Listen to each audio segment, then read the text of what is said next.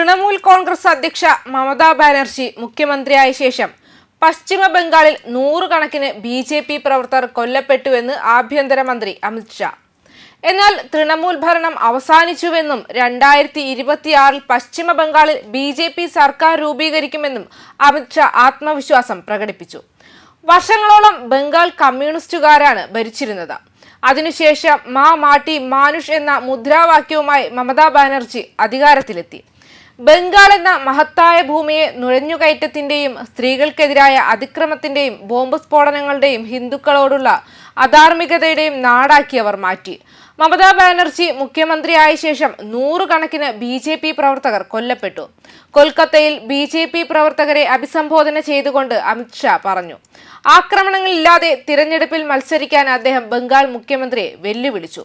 തൃണമൂൽ കോൺഗ്രസ് അധികാരത്തിൽ നിന്ന് പുറത്താക്കപ്പെട്ടാലുടൻ തങ്ങളുടെ പാർട്ടി പ്രവർത്തകരുടെ കൊലപാതകത്തിന് ഉത്തരവാദികളായവർ മണ്ണിനടിയിൽ ഒളിച്ചിരിക്കുകയാണെങ്കിൽ പോലും ശിക്ഷിക്കപ്പെടുമെന്നും അമിത് ഷാ ഉറപ്പു നൽകി.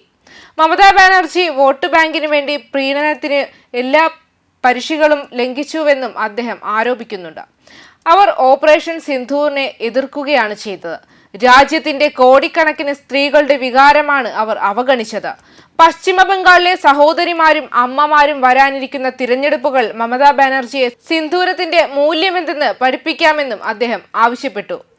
മെയ് 30 വെള്ളിയാഴ്ച പശ്ചിമ ബംഗാൾ മുഖ്യമന്ത്രി മമതാ ബാനർജി പ്രധാനമന്ത്രി നരേന്ദ്രമോദിയെ ലക്ഷ്യമിട്ട് നടത്തിയ പരാമർശത്തിന് ഭാരതീയ ജനതാ പാർട്ടി അവരെ വിമർശിച്ചിരുന്നു. സർക്കാരിന്റെ വാർഷികാഘോഷത്തിന്റെ ഭാഗമായി സ്ത്രീകൾക്കിടയിൽ സിന്ദൂരം വിതരണം ചെയ്യാൻ പാർട്ടി പദ്ധതിയിട്ടിരിക്കുന്നതായി അവകാശപ്പെട്ടു. മാധ്യമ റിപ്പോർട്ടും BJP നിഷേധിച്ചു. മമതാ ബാനർജിയുടെ പരാമർശങ്ങളെക്കുറിച്ച് BJP ദേശീയ വക്താവ് സംബിത് പത്ര പറഞ്ഞു, ഒരിക്കലും പറയാൻ പാടില്ലാത്തത് മമതാ ബാനർജി പറഞ്ഞിട്ടുണ്ട്. ഒരു രാഷ്ട്രീയക്കാരനോ തിരഞ്ഞെടുക്കപ്പെട്ട പ്രതിനിധിയോ ഒരു ഭാഷ ഉപയോഗിക്കരുത്. അവർ പറഞ്ഞ ഭാഷയെക്കുറിച്ചാണ് അദ്ദേഹം വ്യക്തമാക്കുന്നത്. പ്രധാനമന്ത്രി മോദി എല്ലാ സ്ത്രീകളുടെയും ഭർത്താവാണോ? ഇത് ഏതുതരം ഭാഷയാണ് എന്നും അദ്ദേഹം ചോദിക്കുന്നുണ്ട്. അതെ, മോദി എല്ലാവർക്കും ഒരു സേവകനാണ്. ചിലർക്ക് പിതാവിനെ പോലെയും മറ്റുള്ളവർക്ക് സഹോദരനെ പോലെയും. ഇങ്ങനെയാണ് സംബിത് പറഞ്ഞത്. മമതാ ബാനർജിയെ ആക്രമിച്ചുകൊണ്ട് സംബിത് പത്ര പറഞ്ഞു, എന്നിരുന്നാലും ബംഗ്ലാദേശി നുഴഞ്ഞുകയറ്റക്കാർക്കും റോഹിംഗ്യക്കാർക്കും അഭയം നൽകാൻ ആരെങ്കിലും പ്രവർത്തിച്ചിട്ടുണ്ടെങ്കിൽ അത് മമതാ ബാനർജിയാണെന്നതിൽ സംശയമില്ല. അവർക്ക് അവരോട് വലിയ സ്നേഹമുണ്ട്. ഓപ്പറേഷൻ സിന്ധൂറിനെ രാഷ്ട്രീയവൽക്കരിച്ചതിന് BJPയെ വിമർശിക്കാൻ റിപ്പോർട്ട് ഉദ്ധരിച്ച പ്രതിപക്ഷ പാർട്ടികൾ പാകിസ്ഥാനും അവിടുത്തെ ഭീകര കേന്ദ്രങ്ങൾക്കുമെതിരായ ഇന്ത്യയുടെ സൈനിക നടപടിയെ കുറച്ചുകാണാൻ വേണ്ടിയാണ് ഈ പ്രചരണം നടത്തുന്നതെന്നും അദ്ദേഹം ആരോപിക്കുകയാണ് ചെയ്തത്.